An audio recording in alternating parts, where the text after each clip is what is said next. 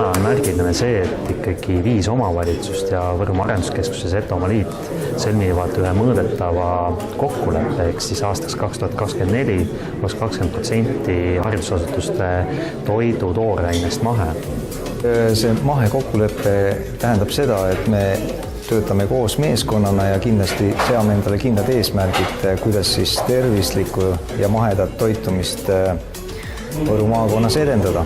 Et kõik need õppeasutuste kokad vajavad koolitust, et nad saavad koolitust ja juba on saanud.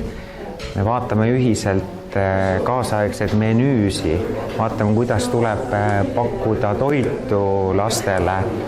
Me tõstame üles kokkade nagu professiooni või nende ametid, sest nad on ju ühed tähtsamad inimesed meie lastele.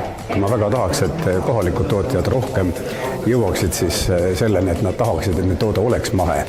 Et siis on see minu meelest see, et toit on ka värske, et ta on transpordikulu mõttes keskkonnasõbralikum, et sa ei pea selline palju raha kulutama. Nii et need eesmärgid ei ole mitte ainult mahetoit üksinda, vaid ikkagi, et see oleks kohalik ja mahe ja loomulikult tervislik ja loomulikult ka maitsev selle juures, et laps sööks, et toidujäätmeid ei tekiks. Peab hakkama kõvasti tööd tegema.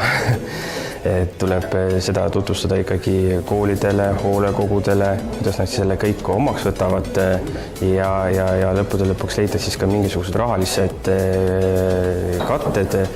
Ja kuna Võru on lastesõbralik linn, siis et mina olen veendunud, et mahetoit on kasulik, tervislik nii lastele kui ka keskkonnale, siis see on õige suund. Minu kogemus on täna seda, et linnades elab tohutu palju sellist peres, kes tegelikult seal elada ei taha. Ja nad ei oska otsustada, kuhu minna. Nüüd on vähemalt meil üks selline tõmbenumber, konkurentsieelis. Me oleme kogu maakonnas kokku leppinud selle, et tulge meile elama. Me toetame teie lapsi ja teie tervist.